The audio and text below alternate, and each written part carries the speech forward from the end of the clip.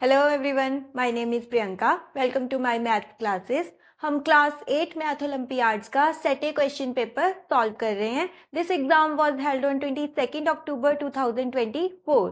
जिन students ने ये exam दिया है वो अपने आंसर्स चेक कर सकते हैं, और जिनका एग्जाम अभी 19 नवंबर या 12 दिसंबर को होना है वो इन क्वेश्चन के साथ प्रैक्टिस कर सकते हैं। सो एग्जाम के फर्स्ट 35 क्वेश्चंस हम सॉल्व कर चुके हैं, जिसकी वीडियोस चैनल पे अवेलेबल हैं। अगर आप पहले वो वीडियोस देखना चाहते हैं तो आप आई बटन पे क्लिक करके पहले उन क्वेश्चंस का सॉल्यूशन देख सकते हैं। और आज हम करेंगे from question number 36 the third section everyday mathematics. तो let's start today's class. The third section of math olympiad exam is everyday mathematics. इस सेक्शन में होते हैं 10 question from question number 36 to 45। तो आज हम सॉल्व करेंगे ये सारे question. Question number 36 is a swimming pool is 25 meter long and 12 meter broad. When a number of men dive into the pool, the height of water rises by 1 centimeter. If average amount of water displaced by one of the men is 0.2 cubical meter, then how many are there in the pool? क्या find out करना है हमें इस question में कि एक swimming pool में if a number of man dive into the pool, तो क्या है जो वाटर का लेवल है दैट इंक्रीजेस बाय 1 सेंटीमीटर। और हमें क्या गिवन है, average amount of water displaced by one man क्या है 0.2 metre cube, 0.2 cubical metre means 0.2 metre cube. और हाउ मैनी आर देयर, हमें number of man find out करने हैं कितने हैं पूल के अंदर। तो सबसे पहले हम फाइंड आउट करेंगे टोटल जो वॉल्यूम है वाटर का displaced by all the man. तो जब सब लोगों ने वाटर के अंदर जंप किया तो टोटल वाटर जितना डिस्प्लेस हुआ उतना वॉल्यूम। कैसे फाइंड आउट करेंगे, पूल जो है वो गिवन है that it is rectangular pool, क्योंकि इसकी डायमेंशंस गिवन है 25 metre and 12 metre. 25 metre is length and 12 metre is breadth, तो ये गिवन है।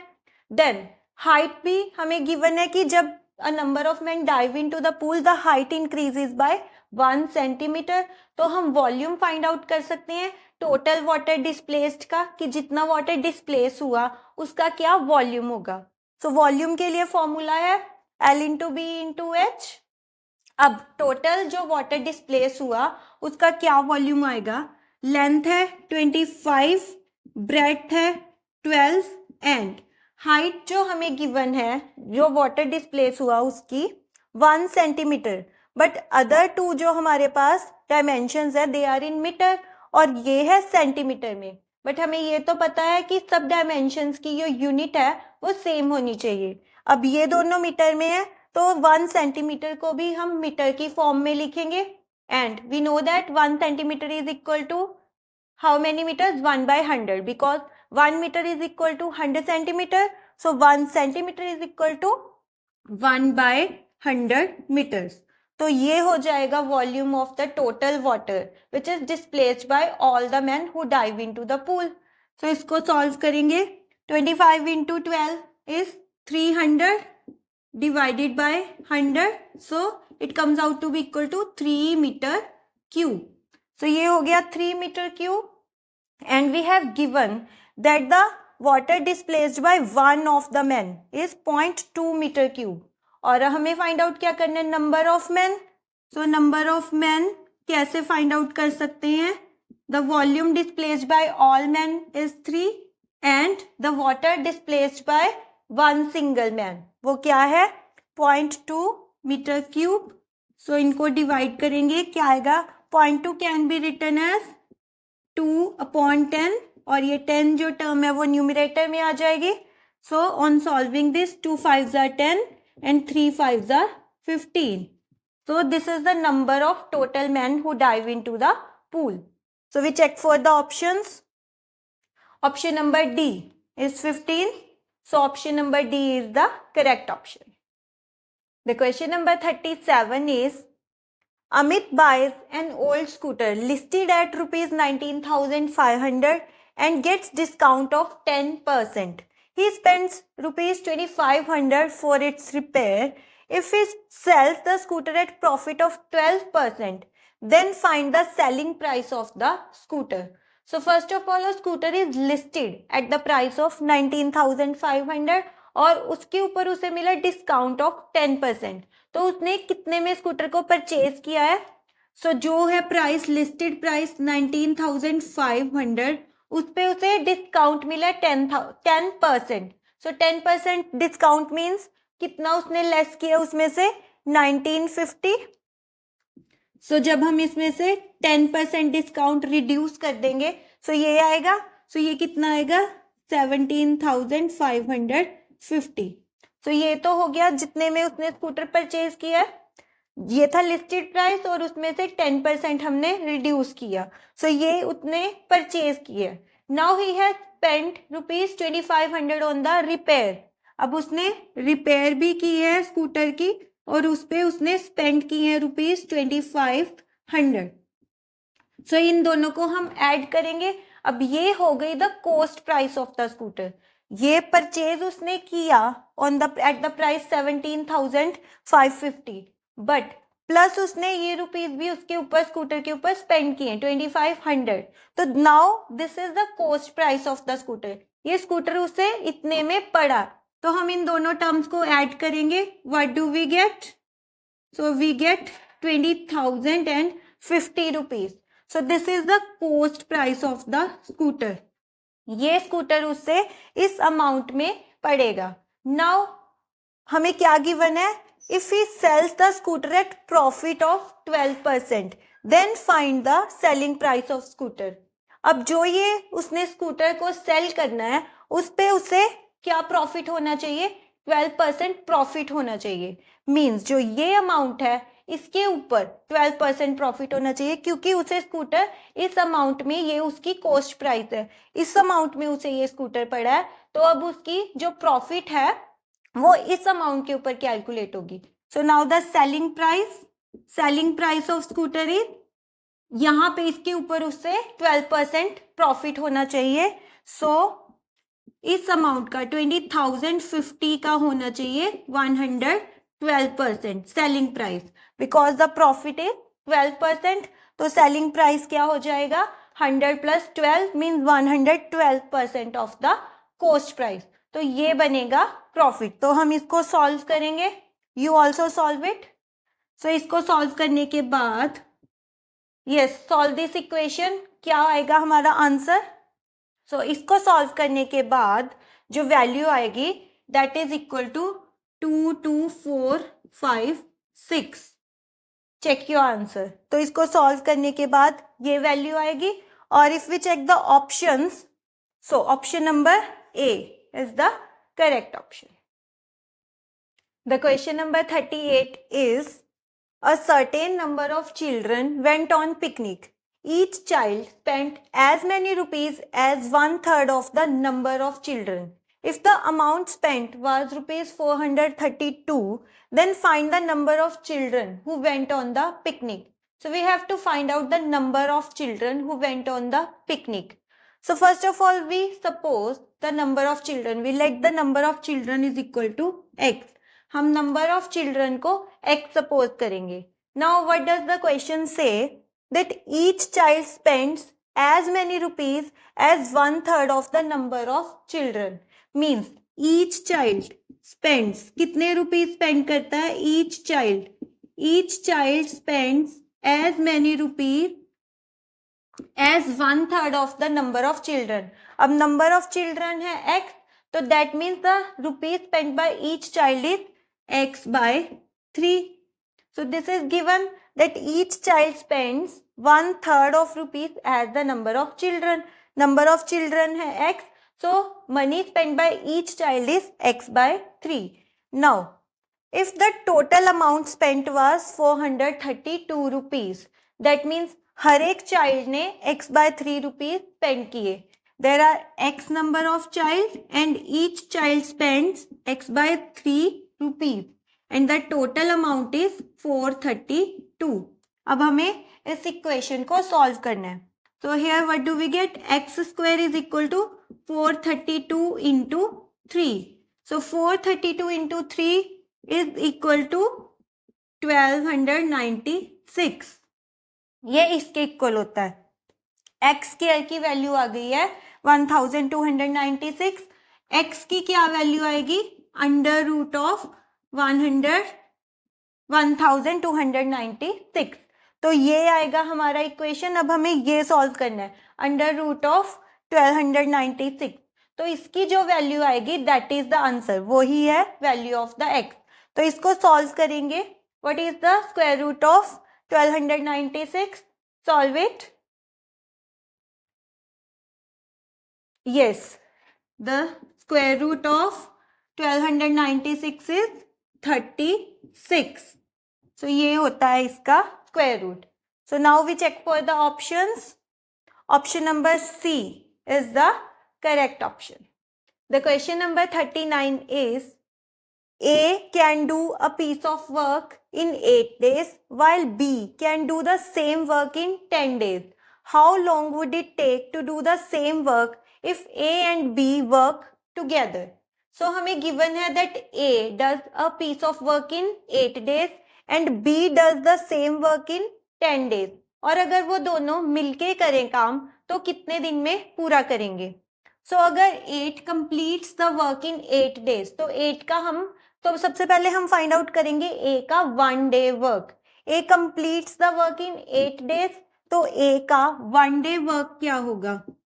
A का 1 day वर्क होगा 1/8 एंड B का 1 day वर्क क्या होगा 1/10। बिकॉज A जो है वो 8 days में वर्क को कंप्लीट करता है, तो एक दिन में करेगा 1/8 वर्क और B करेगा एक दिन में 1/10 work.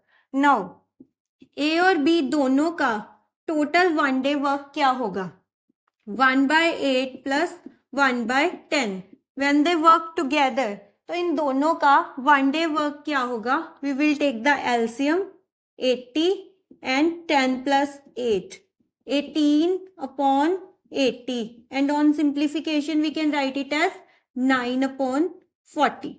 So this is the 1 day work of A plus B. जब A और B दोनों मिलके काम करते हैं तो उनका 1 day वर्क है 9/40, मीन्स उन्होंने 9/40th वर्क कंप्लीट किया 1 day में। अब पूरा वर्क कंप्लीट करने में उन्हें कितना टाइम लगेगा? So this is the 1 day work.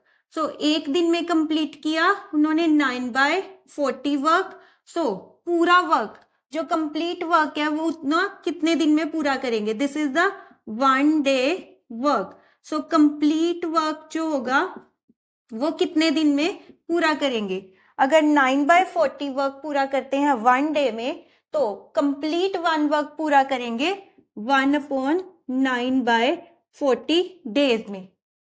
Correct. सो अगर 9/40 वर्क पूरा करते हैं इन 1 day, सो कंप्लीट वर्क पूरा करेंगे इन 1/9/40 डेज, विच मीन्स 40/9 डेज में इन दोनों का वर्क कंप्लीट हो जाएगा।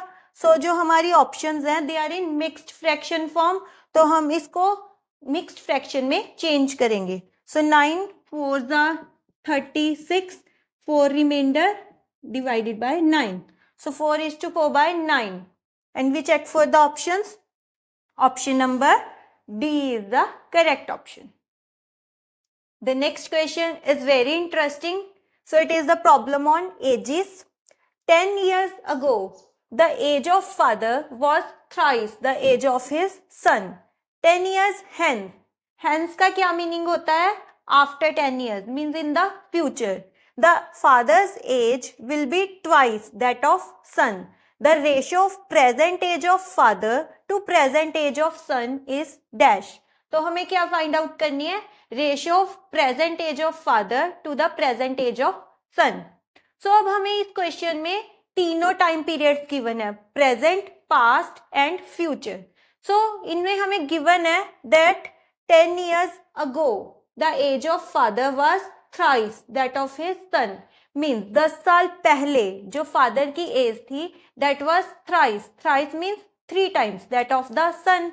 अब हम पहले वही सॉल्व करेंगे in the past time 10 years ago. So 10 years ago हमें रिलेशन गिवन है फादर और सन की एजेस में से। So we will let the age of son as x. 10 years ago let the age of son was x years.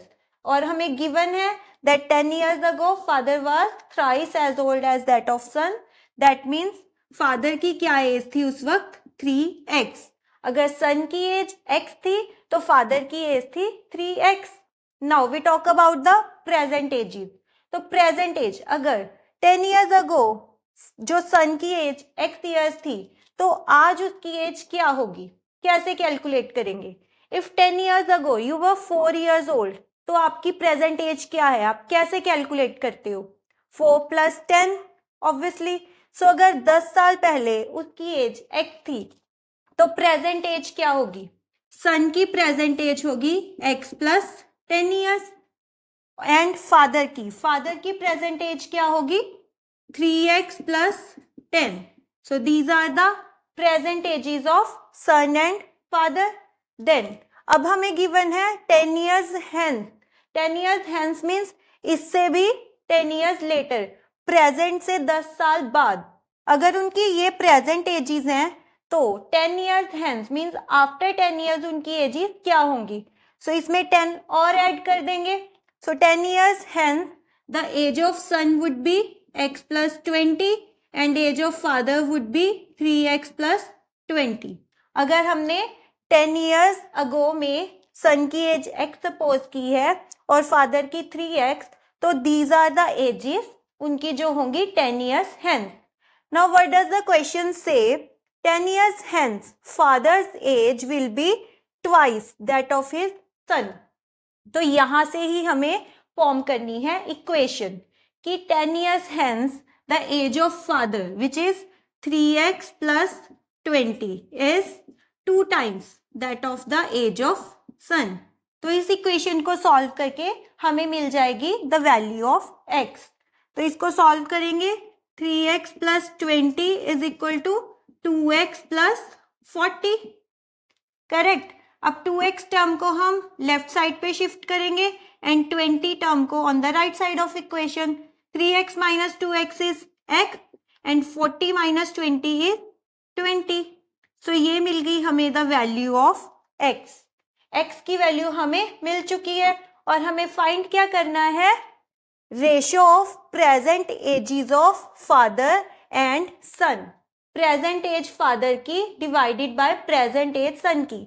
अब ये है present ages of the father and son. तो क्या है प्रेजेंट एज? सन की क्या है? x की वैल्यू हमें मिल चुकी है. So 20 + 10 is 30. This is the present age of son and 3 × x means 60 + 10 is 70. So this is the present age of father. अब इन दोनों की रेशियो क्या होगी? 70/30 means 7/3. Correct. So we check for the options. Option number B is the correct option. Question number 41 is, there were 1750 apples in a store, out of which 1/5 of total apples were sold on Monday and 3/5 of remaining apples were sold on Tuesday. How many total apples are left in the store? So first of all, there are total 1750 apples in the store and on the first day 1/5 of the apple were sold on Monday. Means 1/5 of 1750. हम सबसे पहले ये calculate करेंगे तो ये क्या आएगा? 350. So 350 apples were sold on the Monday. Then the next part of the statement is 3/5 of remaining apples. अब 350 एप्पल्स जो है मंडे को सोल्ड हो चुके हैं. अब रिमेनिंग एप्पल्स क्या हैं? अगर 1750 में से 350 सोल्ड आउट हो चुके हैं तो रिमेनिंग एप्पल्स क्या हैं? 1400. So these are remaining apple. और ये चीज हमें गिवन है that 3/5 of remaining apples are sold on Tuesday. Means Tuesday को अब कितने एप्पल्स सेल हुए? 1400 का करेंगे हम आगे. 3/5 1400 का. Now this comes out to be equal to 5 2s are 10, remaining 4 40. 5 8s are 40. So this is 280 into 3. 28 3s are 84. So 840. So 840 apples are sold on the Tuesday. 3/5 of remaining apple were sold on Tuesday. How many total apples are left in the store? अब Tuesday को कितने apples हमारे cell हो गए हैं? 840. कितने थे? 1400. उसमें से 840 सोल्ड हो गए ट्यूसडे को. अब रिमेनिंग एप्पल क्या है? 1400 माइनस 840. सो टोटल कितने एप्पल बचे हैं? 1400 माइनस 840. तो ये किसके इक्वल आएगा? 560. सो 560 एप्पल जो है वो स्टोर में अब बचे हैं. So we check for the option number A is correct option.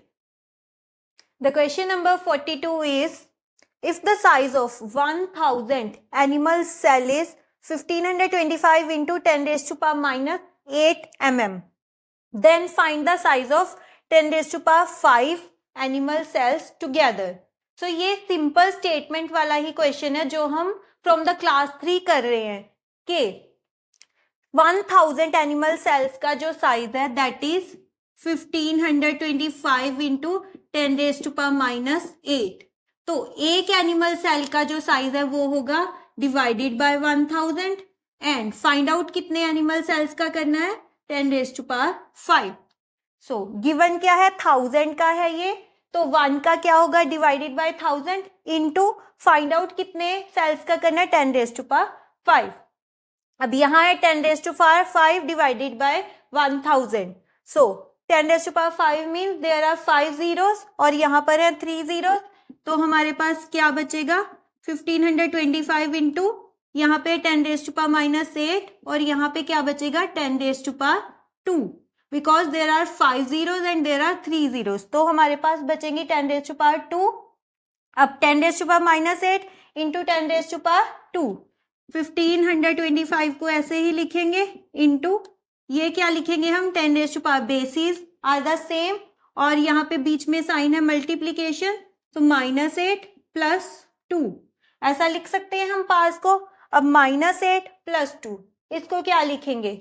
यहाँ पर है -8 प्लस 2 तो क्या लिखेंगे इसको? -6. सो this is the answer. 1525 into 10 raised to power -6 means option number B is the correct option. And the next question is, the average age of wife, husband and their child 3 years ago was 27 years and that of wife and child 5 years ago was 20 years. The present age of husband is. तो हमें क्या given है? Average of the ages of all 3 of them and वो भी 3 years ago. और हमें क्या find out करनी है? Present age of the husband. So first of all we will suppose the present ages of husband as X, wife as Y and child as Z. हम suppose करेंगे कि ये है उनकी प्रेजेंट एजेस. अब हमें क्या गिवन है? Average of their edges 3 years ago. अगर ये उनकी प्रेजेंट एजेस हैं तो 3 years ago मीन्स 3 साल पहले उनकी एजेस क्या थी? अगर हस्बैंड की प्रेजेंट एज X है तो ऑब्वियसली 3 years ago उसकी एज थी x माइनस 3, वाइफ की एज थी y माइनस 3 एंड चाइल्ड की एज थी z minus 3. So this thing is clear to you all. हमने प्रेजेंट एजेस को सपोज किया x, y एंड z. तो 3 साल पहले उनकी एजेस थी x minus 3, y minus 3 and z minus 3. हमें गिवन है that 3 years ago the average age of wife, husband and child was 27 years. Means इन तीनों का एवरेज कैसे फाइंड आउट करते हैं? x minus 3 plus y minus 3 plus z minus 3 divided by 3. So this is equal to 27. ये हमें given है. सो इसको कैसे सॉल्व करेंगे? -3 -3 -3 मीन्स -9 और 3 को उस साइड लेके जाके करेंगे मल्टीप्लाई. सो यहाँ आ जाएगा x minus 9 is equal to x plus y plus z minus 9 is equal to 27 into 3 is 81. So ये आ जाएगा यहाँ पे x plus y plus z minus 9 is equal to 27 into 3 is 81. So now we can calculate the value of x plus y plus z is equal to 81 plus 9 means 90.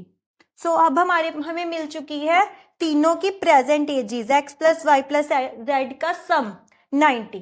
अब second part of statement में है wife and child 5 years ago। So average of wife and child age 5 years ago was 20 years। तो wife और चाइल्ड की जो average थी as की 5 years ago that was 20। तो हम वाइफ और चाइल्ड की एज फाइंड आउट करेंगे 5 years ago। तो यहाँ पे हमें हस्बैंड की तो चाहिए नहीं एज 5 years ago। सो वाइफ की एज थी 5 years ago y माइनस 5। अगर उसकी प्रेजेंट एज y है तो 5 years ago उसकी एज y माइनस 5 थी। सिमिलरली चाइल्ड की अगर प्रेजेंट एज z है तो उसकी 5 years ago थी एज z माइनस 5। और हमें गिवन क्या है कि वाइफ और चाइल्ड की जो एज थी 5 year ago उसका एवरेज है 20। करेक्ट। सो हम क्या करेंगे y minus 5 plus z minus 5 divided by 2, average है ना इन दोनों का, दैट इज इक्वल टू 20। तो 2 को हम उधर लेके जाके मल्टीप्लाई करेंगे और यहाँ पे क्या आएगा y plus z and minus 5 is minus 10 is equal to 20 into 2 is 40। 20 multiply by 2 is 40। So y plus z की क्या वैल्यू आ जाएगी 40 plus 10 50। हमारे पास x plus y plus z की वैल्यू है 90 जिसमें से y plus z की क्या वैल्यू है 50। अगर हम y plus z की वैल्यू यहाँ पे 50 सब्स्टिट्यूट कर दें तो x की क्या वैल्यू आएगी x is equal to y plus z is equal to 50। So x की क्या वैल्यू आएगी 90 माइनस 50 मीन्स x इज 40। अब x क्या है x is the present age of the husband और हमें क्या चाहिए present age of the husband. So that is equal to 40।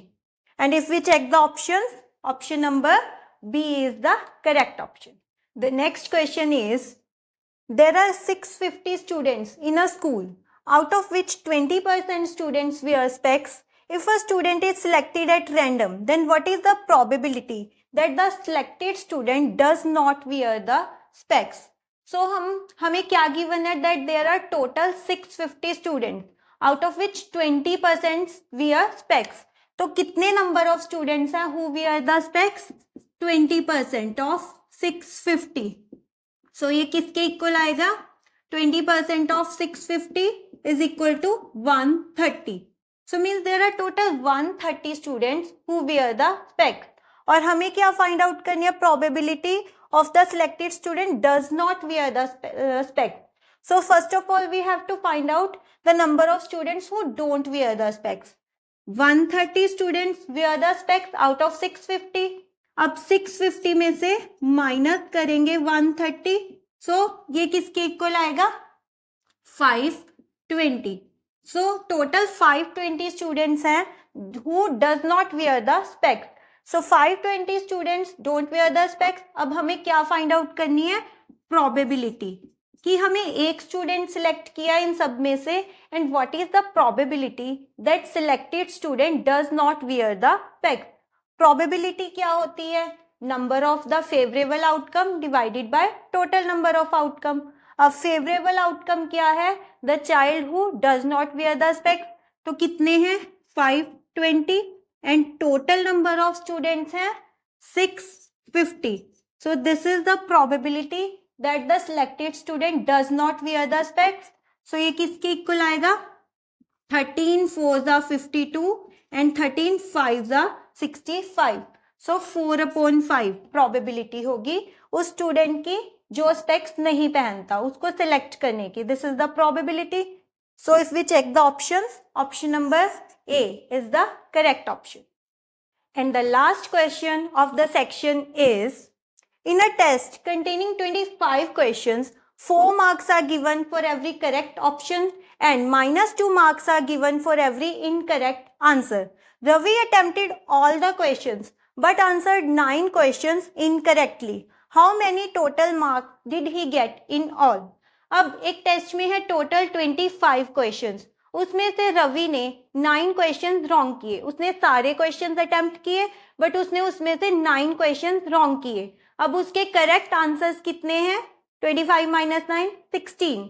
तो अब उसको करेक्ट आंसर्स के लिए कितने मार्क्स मिलेंगे? हर एक करेक्ट आंसर के लिए मिलते हैं 4 मार्क्स। तो उसको उसके करेक्ट आंसर्स के लिए मिलेंगे 64 मार्क्स, बिकॉज उसके 16 आंसर्स करेक्ट हैं बट उसके 9 आंसर्स इनकरेक्ट हैं। तो हर इनकरेक्ट आंसर के लिए मिलते हैं -2 मार्क्स।